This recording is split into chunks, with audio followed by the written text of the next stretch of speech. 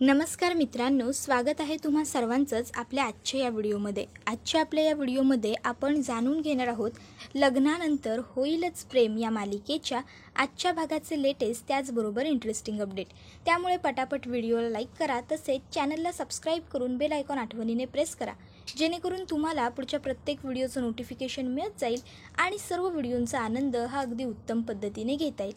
चला तर मग मित्रांनो, अजिबात वेळ वाया न घालवता सुरुवात करूया आपल्या आजच्या या व्हिडिओला. तर आतापर्यंत आपण असं पाहतो की आता पार्थ आणि रम्या हे दोघंही ऑफिसवरून घरी आलेले असतात.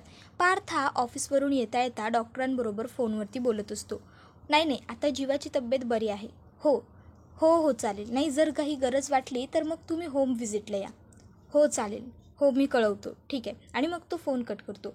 रम्या विचारते, काय झालं पार्थ, काय म्हणाले डॉक्टर? त्यावर पार्थ हा रम्याला सांगत असतो, काही नाही, डॉक्टर जीवाच्या तब्येतीची चौकशी करत होते. तर मी त्यांना सांगितलं की जर तुम्हाला काही वाटत असेल तर मग तुम्ही होम व्हिजिट करून जा म्हणून. त्याबरोबर रम्या म्हणते की हो ठीक आहे, हे सुद्धा बरं आहे, पण आता खरं तर जीवाला एवढा त्रास कसला झाला हे काही कळलंच नाही. तर पार्थ म्हणत असतो की हो, बरोबर बोलतेस तू, पण आता ना मी एक गोष्ट ठरवली आहे. भाऊ म्हणून मी जीवाला पुन्हा कधी एकटं राहू देणार नाही. कायम मी त्याच्याबरोबर असेन. यापुढे त्याच्या जोडीला मी कायम होईन. त्याबरोबर रम्या म्हणत असते की हो, बरोबर बोलतोयस तू पार्थ. एक उत्तम भाऊ म्हणून तू जीवासाठी हे एवढं करशील याच्यावर मला पूर्ण खात्री आहे. पण तुला एक खरं बोलू का पार्थ, म्हणजे ना लग्न झाल्यानंतरपासून आपला जीवा हा अगदी बदलून गेला आहे. पूर्वीसारखा जीवा आता तो उरलेलाच नाही आहे. सतत मनात काहीतरी सल घेऊन जगतोय असं वाटतं. त्याबरोबर पार्थ म्हणत असतो की असं काही नाही आहे. त्याबरोबर रम्या म्हणत असते, तसंच मला वाटतं पार्थ. त्याबरोबर पुढे आता पार्थ म्हणायला लागतो की बघ ना, आता त्याच्या फक्त मनात सल होता, आता त्याच्या छातीवर ती जखम आहे आणि आयुष्यभर त्या जखमेमुळे आपल्यालासुद्धा आणि जीवालासुद्धा त्या कटू दिवसाची आठवण होत राहील. तर आता इथे रम्या म्हणत असते, पार्थ, तुला जशी जीवाची काळजी वाटते ना, तशीच मला देखील काव्याची काळजी वाटते रे. पार्थ विचारतो, म्हणजे?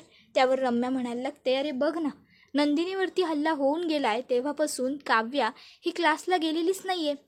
कोचिंग तिचं बुडतं आहे. तुला माहिती आहे का ही गोष्ट? आणि जेव्हापासून तुम्ही फार्म हाऊसवरून परत आलाय तेव्हापासून तर तिने अभ्यासही केलेला नाही आहे. पुस्तक तर तिच्या हातात दिसतच नाही. म्हणून म्हणते, तिला जसं हे लग्न नको वाटत होतं तसं आता तिला तिचा अभ्यासही नको वाटत नाही आहे ना. नाही म्हणजे तुला तर माहिती आहे IAS तिला बनायचं आहे आणि त्यासाठी केवढं डेडिकेशन लागतं. पण काव्याच्या बाबतीत तर सगळं उलटं दिसतंय. तिचं डेडिकेशनच नाही आहे. म्हणजे बघ ना, ज्या लोकांना काहीतरी लाईफमध्ये अचीव करायचं असतं ना, ते लोक दुसऱ्या गोष्टींचा, इंटरनल गोष्टींचा स्वतःच्या लाईफवरती कधीच परिणाम होऊ देत नाही, अभ्यासावरती परिणाम होऊ देत नाही. पण काव्याच्या बाबतीत सगळं उलटं दिसतंय.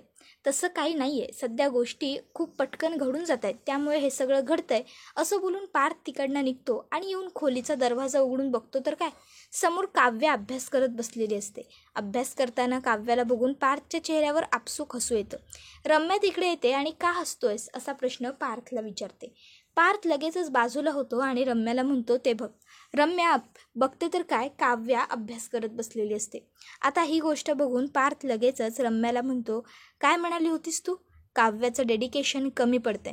काव्य कुठेतरी कमी पडतंय. पण बघ, काव्या अभ्यास करत बसल्यात. काव्य सरप्राईज देताना कधीच नाही चुकणार. आता तू बघ काय कमाल करून दाखवतात त्या आणि कसं सगळं व्यवस्थित मॅनेज करतील त्या.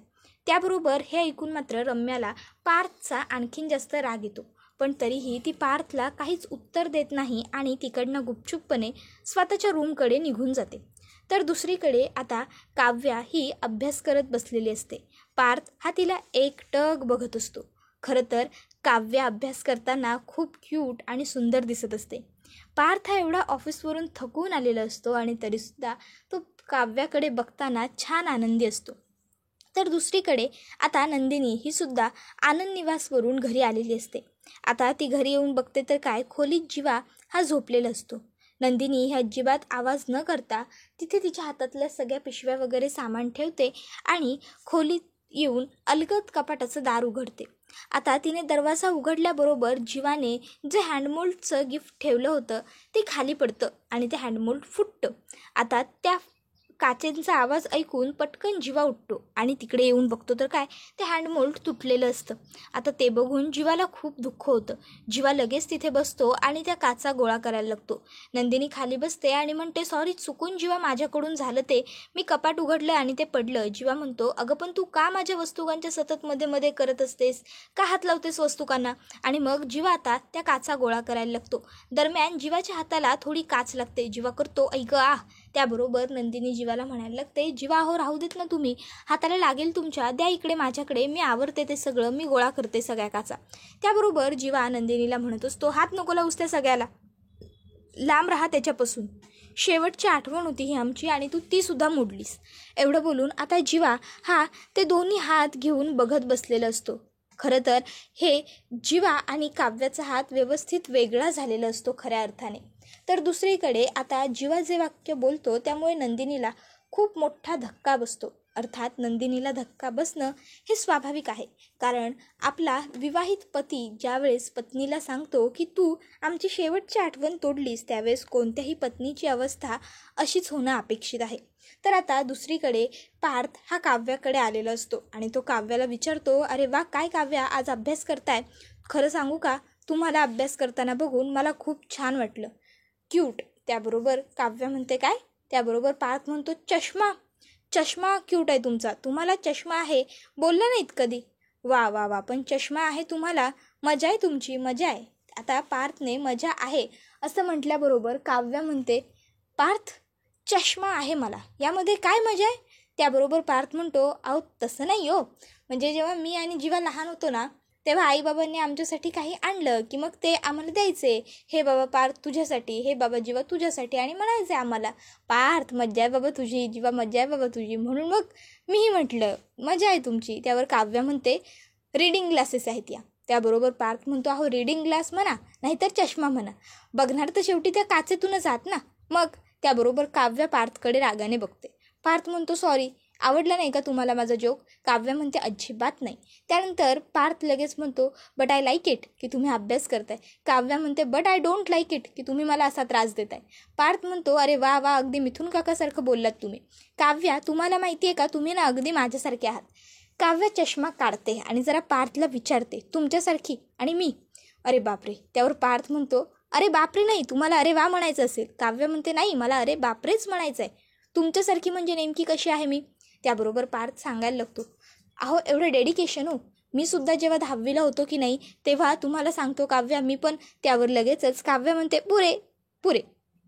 आता मी सांगतो काव्या, हा जो तुम्ही सूर लावलाय की नाही, त्याच्यावरूनच मला कळलेलं आहे की तुम्ही जी गोष्ट सांगणार आहात ती खूप जास्त बोरिंग असणार आहे, त्यामुळे प्लीज उगाचच्या उगाच मला तुम्ही ती गोष्ट सांगायलाच घेऊ नका. पार्थ म्हणतो, ओ काव्या, तुम्ही मला बोरिंग म्हणताय? काव्या म्हणते, हे बघा पार्थ. त्यावर पार्थ म्हणतो, उगाच लिंक तोडली तुम्ही माझी. काव्या म्हणते, पार्थ, मी नाही तुमची लिंक तोडली, तुम्ही माझी लिंक तोडली, मी अभ्यासाला बसले होते. त्याबरोबर पार्थ म्हणतो, चला ठीक आहे, चला आता अभ्यास करताय ना म्हणून सोडून दिलं तुम्हाला, जाऊ द्या, अभ्यास करा तुम्ही. मग पार्थ काव्याला विचारतो, अभ्यास करताना तुम्हाला काही हवं आहे का, कॉफी आणू? त्यावर काव्या म्हणते, नको. त्यावर पार्थ विचारतो, प्रोटीन शेक? काव्या म्हणते, नको. Fruit salad? काव्या म्हणते, काहीच नको आहे पार्थ. त्याबरोबर पार्थ म्हणतो, बरं ठीक आहे, तुम्ही अभ्यास करा, मी तुम्हाला आता डिस्टर्ब नाही करत. आणि मग पार्थ तिकडनं उठून चाललेला असतो. इतक्यात काव्या तिच्या पुस्तकाचं एक पान फोल्ड करून ठेवते. त्यावेळेस पार्थ ही गोष्ट बघतो आणि तिकडे येऊन पार्थ काव्याला ते पानामध्ये पान हरवू नये म्हणून जी वस्तू ठेवतात ती देतो आणि तिला सांगतो की ही घ्या, हे इथे ठेवा, म्हणजे तुमचं पानही हरवणार नाही आणि तुम्हाला पुस्तकाचं पान दुमडावंही लागणार नाही. कारण काय आहे ना, पुस्तकाच्या पानाला घडी पाडणं चांगलं नसतं. हे घ्या. आणि बघा ह्याच्यावर किती सुंदर कविता देखील आहे. पार्थ काव्याला ती सुंदर कविता वाचून दाखवतो आणि म्हणतो, आणखीन एक महत्त्वाची गोष्ट सांगायची राहिली. आज सगळ्यात छान गोष्ट काय झाली आहे माहिती आहे? काव्या म्हणते, आता काय?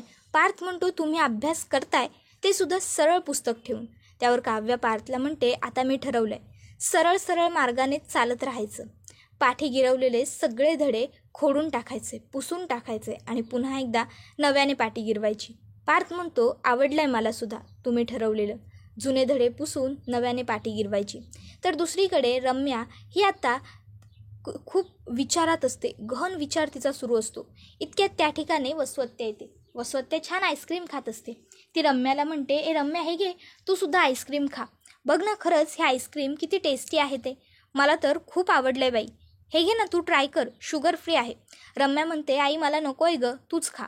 त्यावर आता लगेचच वसवत्या म्हणते, अगं रम्या असं काय करतेस, घे ना थोडंसं तरी ट्राय कर. रम्या म्हणते, आई नको आहे ना मला, तुला एकदा सांगितलेलं कळत नाही आहे का. वसवत्या म्हणते, नको आहे तर नको खाऊस, पण एवढी चिडतेस का, काय झालं, आणि मगाशी न जेवता वर का आलीस. त्यावर रम्या सांगत असते, आई तुला माहिती आहे आज ती काव्या जेवायला खाली आली नाही आहे. त्याबरोबर वसवत्या म्हणते, हो मग ती काव्य जेवायला खाली आली नाही त्याचा तुझ्याशी काय संबंध. तुला काय एवढं त्या काव्याचं हल्ली पुळका यायला लागलाय गं, काय चाललंय का नेमकं तुझ्या डोक्यात. त्याबरोबर लगेचच रम्या म्हणायला लागते, आई मला त्या काव्याचा काही पुळका वगैरे येत नाही गं, पण तुला कळतंय का हळूहळू काय सुरू आहे ते.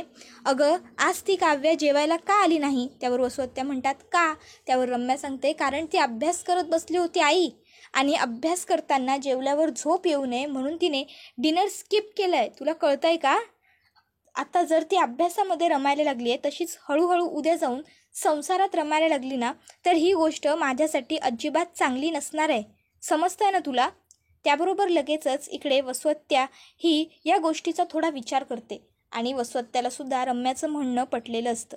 वसवत्या म्हणते, अरे हो की, मी ह्या गोष्टीचा विचारच केला नव्हता गं रम्या. त्याबरोबर आता मात्र वसवत्यांच्या या वाक्याचा रम्याला आणखीन जास्त राग येतो. रम्या म्हणत असते की हो म्हणूनच तर तू कशाचा विचारच करत नाहीस ना आई. त्यानंतर आता पुढे ती असंही म्हणते की तू तर आईस्क्रीम खाण्यामध्ये बिझी आहेस, हो ना. त्याबरोबर वसवत्या ही आता लगेचच ती आईस्क्रीमची वाटी ठेवून देते आणि रम्याला म्हणते, बरं बाई नाही खात आईस्क्रीम, मग तर झालं, नाही खाते आईस्क्रीम, बोल आता. त्याबरोबर लगेचच आता पुढे रम्या म्हणायला लागते की आई आपल्याला ना काहीतरी असं करायला हवं की त्या काव्याच्या IAS बनण्याच्या रस्त्यावरती ना पूर्ण काटे जायला हवे. म्हणजे तिचा रस्ता हा इतका खडबुडीत असायला हवा, खडखडीत असायला हवा ना, की तिला त्यावरून चालता नाही यायला पाहिजे, तिला खूप त्रास झाला पाहिजे. इतके काटे आपण तिच्या रस्त्यात पसरवायचे. आता रम्या हे असं सगळं बोलते त्यावेळेस वसवत्या तिला म्हणत असते, नाही आयडिया उत्तम आहे तुझी काव्याच्या वाटेमध्ये काटे वगैरे गुंतवायची, पण काय आहे ना, काव्या तिला IAS बनायचं आहे म्हणून जेवढी मेहनत करत नाही आहे ना, त्यापेक्षा कितीतरी पटीने जास्त मेहनत पार्थ करतोय काव्याला स्वतःच्या ध्येयापर्यंत पोहोचवण्यासाठी. त्यामुळे आपण तिच्या रस्त्यात कितीही काटे टाकले तरीसुद्धा पार्थ तिच्या रस्त्यातले सगळे काटे वेचेल तरी, किंवा त्याच्यावरती फुलाच्या पाकळ्या तरी टाकेल, आणि मग ती काव्या महाराणीसारखी त्या फुलांवरून जाईल आणि तिला कळणारही नाही की आपण तिच्या वाटेमध्ये काटे बिसवले होते ते. त्यामुळे उगाच काही बोलू नकोस, असं काही घडू शकत नाही. त्याबरोबर रम्या म्हणत असते की नाही असं नाही होऊन चालणार, काहीतरी मला केलंच पाहिजे. इतक्यात वसवत्या म्हणते, तुला माहिती आहे का पार्थ आता काय करतोय. त्याबरोबर रम्या म्हणते काय.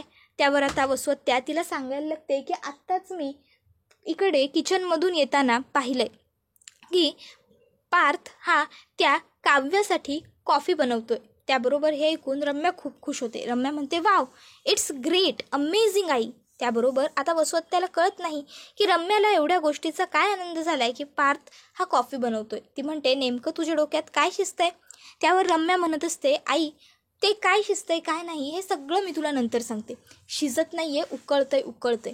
बरं ते राहू दे, आता मी जे सांगते ना तू त्याच्यावरती फोकस कर. एक काम कर तू आता, आणि मग ती पूर्ण प्लॅन जो असतो तो वसवत्यांना व्यवस्थित समजावून सांगते.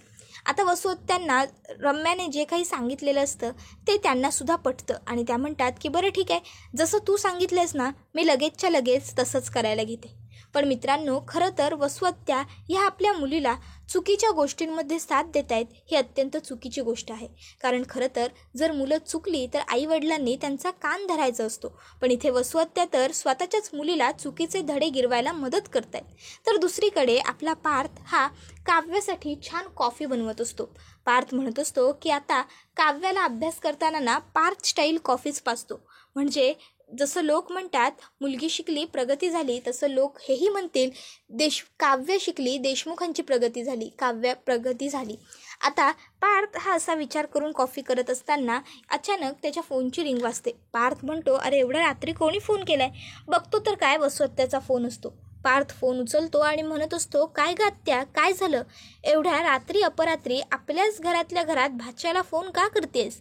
त्याबरोबर वसुआत्या म्हणत असते, अरे मग काय करू बाबा, माझ्या भाच्याला माझ्याबरोबर समोरासमोर बसून बोलायला वेळच नाही आहे ना, मग मला हा असा फोन करावा लागला. त्याबरोबर पार्थ हा लगेचच वसुआत्याला म्हणायला लागतो की आत्या, रात्रीच्या वेळी भाच्याला हे असे टोमणे मारणं हानिकारक असतं भाच्यासाठी. त्याबरोबर वसुआत्या म्हणते, बरं बाबा, मग टोमणे मारणं हानिकारक असेल तर जे महत्त्वाचं काम आहे ते तरी बोलू का भाच्याबरोबर? त्याबरोबर पार्थ म्हणतो, बोल ना आत्या. त्याबरोबर आत्या ही आता पार्थला सांगत असते, पार्थ, अरे आपली ती जी तळेगावची प्रॉपर्टी आहे ना, त्याच्या महत्त्वाच्या कागदपत्रांवरती तुझी एक ठिकाणी सही करायची बाकी राहिली आहे, तर तेवढी सही जर येऊन केलीस तर बरं होईल. उद्या ते डॉक्युमेंट्स अर्जंट सबमिट करायचे आहेत मला, म्हणून म्हणत होते. त्याबरोबर लगेचच पार्थ म्हणत असतो, आत्या, हे तुला आता आठवतंय का गं? त्यावर आत्या म्हणत असते, अरे पटकन होऊन जाईल, 2 मिनिटाचं काम आहे, ये ना बाळा. त्यावर पार्थ म्हणतो, आत्या, सकाळी द्यायचे आहेत ना गं तुला पेपर, मग मी तुला सकाळी सही पण करून देतो ना, तू कशाला टेन्शन घेतेस? डोंट वरी, मला सांगितलंस ना तू आत्ता. त्याबरोबर आत्या म्हणते की नाही रे, बरोबर आहे तुझं, पण ते काय आहे ना, जोपर्यंत आता त्या पेपर्सवरती सह्या होणार नाही तोपर्यंत माझ्या जीवाला काही चैन येणार नाही, म्हणून म्हणते. बघ ना, ये पार्थ, नाहीतर अरे माझी झोप होणार नाही रे, रात्रभर माझ्या डोक्यात तोच विचार फिरत राहील. खरं तर ना माझे गुडघे दुखत आहेत म्हणून मी खाली नाही येत आहे, नाहीतर मीच खाली आले असते. नाहीतर मी येऊ का खाली? मी खाली आल्यावर तरी तू मला सही करून देशील का? येऊ मी खाली? त्याबरोबर आता पार्थ अजिबात वेळ वाया न घालवता पटकन वसुआत्याला म्हणतो, बरं ठीक आहे आत्या, तू नको येऊस, मीच येतो.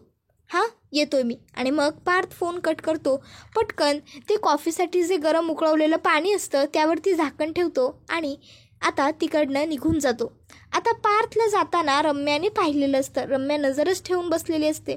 मग काय, आता रम्या पटकन किचनमध्ये येते आणि तिथे जी जायफळाची डबी असते ती हातामध्ये घेते आणि म्हणायला लागते की नंदिनी, तुलाच तुझ्या हळदीमध्ये उशिरापर्यंत झोपून ठेवण्यासाठी मी ह्याचा उपयोग केला होता आणि आता तुझ्या बहिणीलासुद्धा अभ्यास करू न देण्यासाठी मी ह्याच फुलाचा वापर करणार आहे. बघ आता मी काय करते ते. आणि मग आता ती छान पद्धतीने आता ती व्यवस्थित ते जायफळ हे त्या कॉफीमध्ये घालते आणि मिक्स करून ठेवून देते.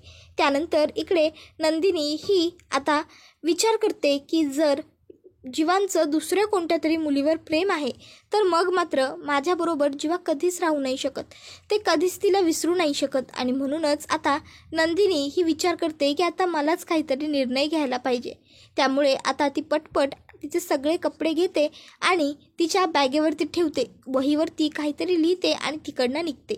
तर आता हे सगळं काही काव्याला माहीत नसतं, कारण काव्या ही तिच्या अभ्यासामध्ये मग्न असते.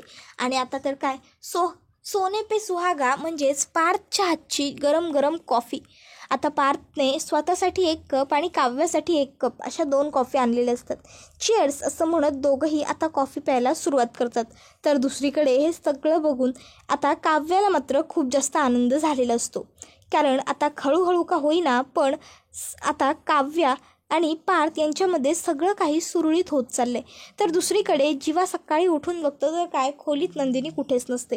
तो ते घड्याळ दाबून बघतो पण घड्याळाचा आवाज हा त्याला तिथेच येतो. नंदिनीने घड्याळही तिचं घातलेलं नसतं. जीवा विचार करतो, ही नंदिनी नेमकी गेली तरी गेली कुठे? अशी अचानक कधीच कोणाला न सांगता ती कुठेही जात नाही, मग आज अचानक कशी काय गेली असेल? त्याबरोबर हा व्हिडिओ इथेच संपतो. मित्रांनो, व्हिडिओ आवडला की व्हिडिओला लाईक करत चला, त्याचबरोबर चॅनलला सबस्क्राईब करून बेल आयकॉन प्रेस करत चला, जेणेकरून तुम्हाला पुढच्या प्रत्येक व्हिडिओचं नोटिफिकेशन मिळत जाईल आणि सर्व व्हिडिओंचा आनंद हा अगदी उत्तम पद्धतीने घेता येईल.